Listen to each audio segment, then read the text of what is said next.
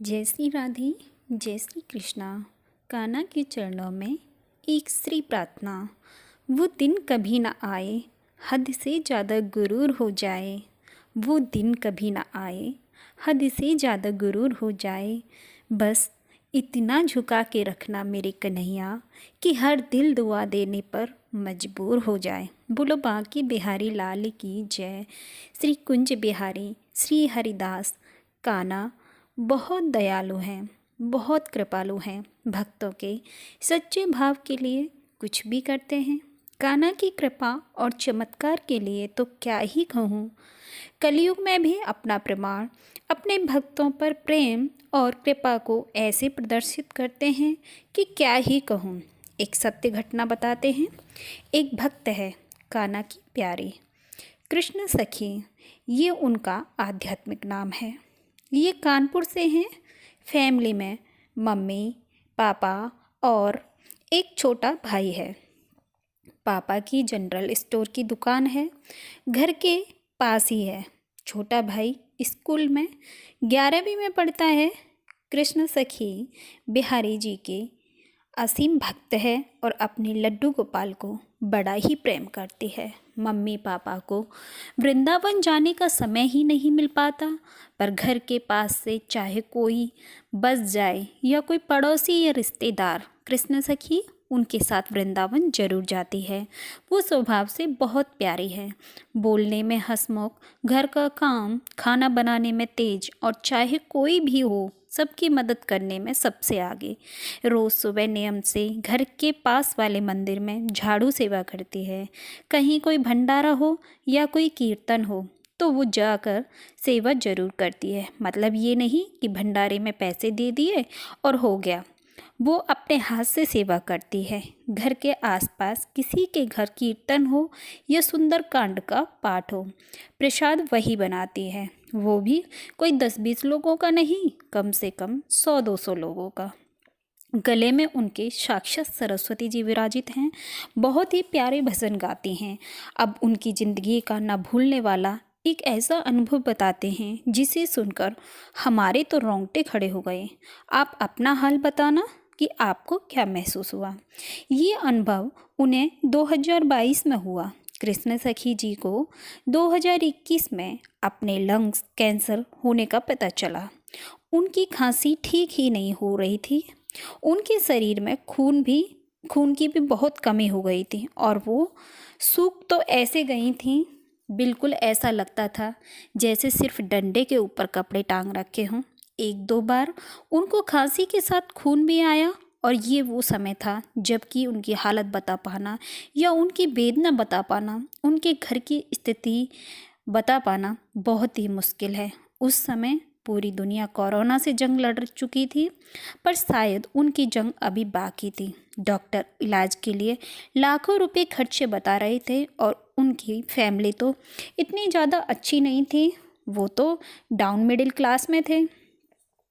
वो तो इतना खर्चा अफोर्ड ही नहीं कर सकते थे। कृष्ण सखी की हालत दिन पे दिन बिगड़ती जा रही थी, पर उन्हें अपने कान्हा पर पूरा भरोसा था। इतना बीमार होने के बाद भी, इतनी हालत खराब होने के बावजूद भी वो कभी भी कान्हा की सेवा या एकादशी व्रत में कभी कोई ढील नहीं देती थी। नियम से सेवा कार्य कर रही थी। बल्कि उनकी मम्मी कहती थी कि नहीं, तुम्हें इतनी कमजोरी हो रही है, इतनी खांसी हो रही है, तुम लेट जाओ, तुम आराम कर लो। बट वो कहती थी नहीं नहीं, मुझे अपने कान्हा को नहलाना है, मुझे सेवा करनी है।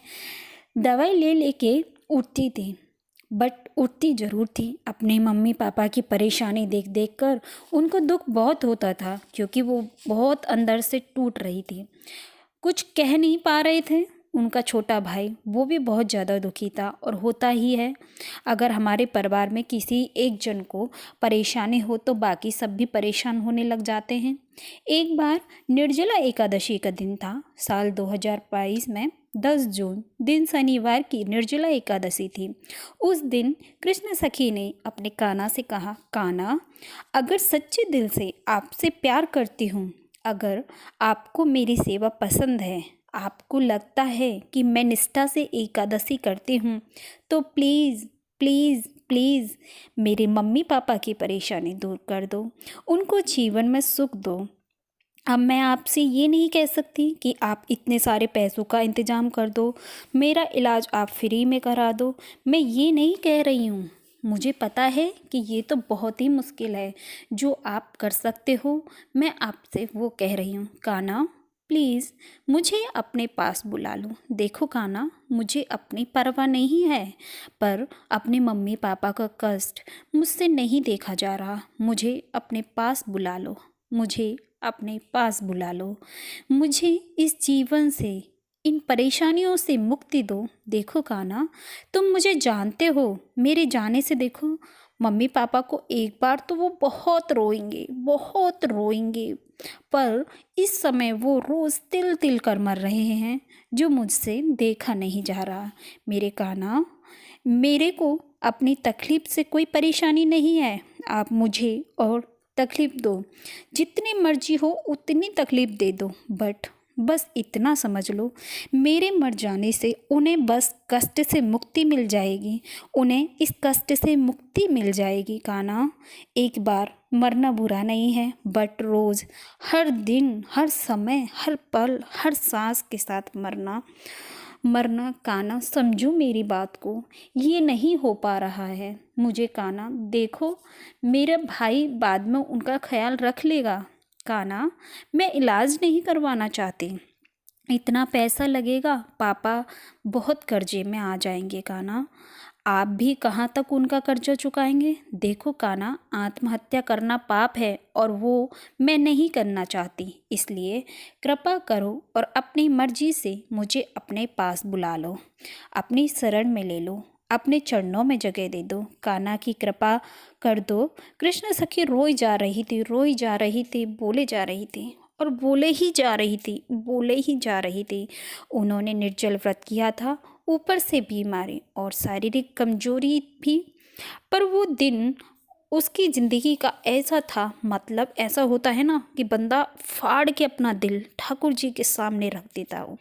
वो खुद अपने शब्दों में बताती है, जब से उन्होंने कान्हा की सेवा शुरू की थी तब से वो कभी नहीं रोई। मतलब जीवन में चाहे कितनी भी बड़ी परेशानी हुई हो, कोई अच्छा या बुरा कितना ऐसा समय आया, पर हर समय उन्होंने अपनी हर चीज़ को अपनी किस्मत समझकर स्वीकार किया। कभी दुख नहीं मनाया, कभी रोई नहीं, पर उस दिन जाने क्या ही हुआ, वो अंदर तक टूट चुकी थी। उस दिन वो बहुत रोई, बहुत रोई, बहुत ही ज़्यादा रोई। अगले दिन सुबह उन्होंने निर्जल व्रत किया था, तो उन्होंने अपने एकादशी व्रत का जब पारण करना था, उस समय क्या हुआ था, उनके घर पर एक बाबा आए। वो मांगने वाले बाबा होते हैं। बाबा ने उन्हें बोला, बेटा रोटी खाना है, खिला दो। अब उनको अपना एकादशी व्रत ही खोलना था, और एकादशी व्रत खोलने से पहले वो किसी को कुछ खिलाती थी या तो ब्राह्मण को भोजन कराती थी। तो उन्होंने उस बाबा को अपने हाथ से खाना बनाकर खिलाया। खाना खाने के बाद बाबा ने उन्हें एक पुड़िया दी, कागज़ की, उसमें भभूति थी, और बोला, तेरे सभी कष्ट दूर हो जाएंगे। पता नहीं क्यों बाबा ने ऐसा बोला, या तो उनको क्या था, मतलब तो वो उनका नॉर्मल सा दिन था, उनको अपना एकादशी का व्रत खोलना था, इसलिए उन्होंने कहा चलो बाबा द्वार पर आए हैं, इन्हीं को खाना खिला देती हूँ। वो उस बाबा को पैसा देना चाहती थी, क्योंकि हमें कोई आशीर्वाद देता है तो हमें लगता है ना, जैसे ही वो पैसे निकालने का सोच ही रही थी, बाबा अचानक से आंखों के सामने से ओझल हो गए। कृष्ण सखी इधर उधर देखती रह गई, बाबा कहाँ गए, कहाँ गए। कलयुग है ना, थोड़ा हम डाउट भी करते हैं कि बाबा ठीक थे या नहीं थे, या क्या करके चले गए, पर क्या था कृष्ण सखी के अंदर, वो उनको भी समझ में नहीं आया था। वो भभूति उन्होंने चाट ली। कुछ दिन बाद पापा ने घर को गिरवी रखा और इलाज के पैसों का इंतजाम किया। कर्जा वगैरह लेना था वो भी लिया, क्योंकि डॉक्टर को फीस जमा करनी थी। मम्मी ने अपनी ज्वेलरी गिरवी रखी थी। सब कर करा के उन्होंने पैसे का इंतज़ाम किया। डॉक्टर से ऑपरेशन की डेट ली। ऑपरेशन से पहले उनका पेट स्कैन करने को कहा। आपकी जानकारी के लिए बता दूं, पेट स्कैन सीटी स्कैन की तरह एक टेस्ट होता है जिसमें मरीज को मशीन के अंदर डालकर उसकी जांच की जाती है। ज़्यादातर ने शायद टीवी पर देखा होगा, ऐसी गोल सी मशीन होती है जिसके अंदर इंसान को ले जाया जाता है और पूरे शरीर की जांच की जाती है। पेट स्कैन में मरीज को दवा मिलाकर कम से कम 3-4 लीटर पानी पिलाया जाता है। इस पानी में मिली दवा के असर से बॉडी में जहां भी कैंसर के कीटाणु होते हैं वो स्कैन में नीले होकर आ जाते हैं, जिसमें डॉक्टर को पता चल जाता है कि शरीर में कहां कहां और कितनी ज़्यादा कैंसर फैला हुआ है, किस जगह पर ज़्यादा है और किस जगह पर कम है, और इसी आधार पर ऑपरेशन किया जाता है। कृष्ण सखी जी ने जब पेट स्कैन करवाया तो उनकी बॉडी में कैंसर था ही नहीं। मतलब इमेजिन कर सकते हो, जब रिपोर्ट आई तो उसने कहा, आपको ये पेट स्कैन चेकअप किसने लिखा है? आपको तो कैंसर है ही नहीं। और ये भी आप अपने आप में बहुत ही आश्चर्य और चमत्कार की बात है। कृष्ण सखी ने जब डॉक्टर को रिपोर्ट दिखाई तो सब हैरान थे कि ये कैसे कृष्ण सखी की खांसी भी अपने आप ठीक हो गई, वो भी बिना दवाई के। और धीरे धीरे समय के साथ वह अपने आप को शरीर से भी स्वस्थ महसूस करने लगी और उनका बॉडी वेट बहुत ज़्यादा गिर रहा था। उसके बाद उनका वेट बढ़ने लग गया था और अपने आप वेट गेन होने लगा। वो हमेशा से ही कृष्ण को पूरी तरह समर्पित करती थी।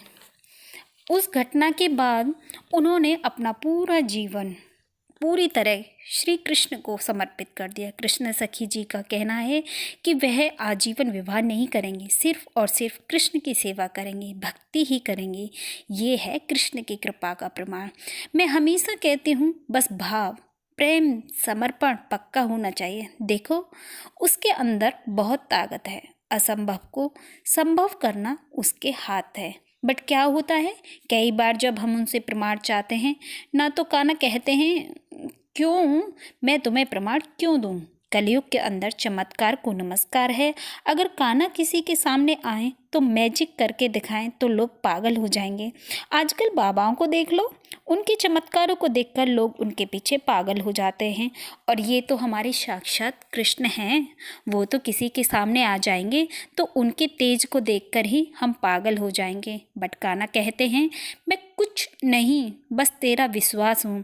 अगर तुझे विश्वास है मैं हूँ तो हूँ, अगर नहीं है तो मैं नहीं हूँ।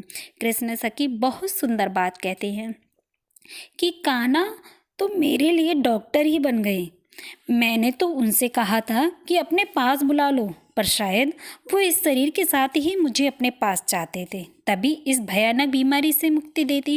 एक बहुत सुंदर बात कही है कृष्ण सखी जी कहती हैं, और ये उनका मैसेज है आप सबके लिए। प्रभु खोजने से नहीं मिलते, उनमें खो जाने से मिलते हैं। कितनी सुंदर बात कही है।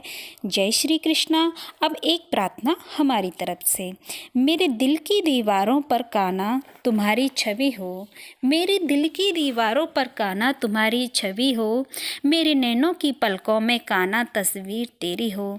बस कुछ और न मांगूँ तुझसे मेरे गिरधर, बस कुछ और न मांगूँ तुझसे मेरे गिरधर, तुझे हर पल देखूं मेरे कान्हा, ऐसी तकदीर मेरी हो। बोलो बांके बिहारी लाल की जय, बोलो राधा रानी की जय। अगर आपको हमारी कथाएं पसंद आती हो तो हमारे चैनल को लाइक करें, शेयर करें एंड सब्सक्राइब करें। राधे राधे सभी भक्तों को। जय श्री राधे श्याम।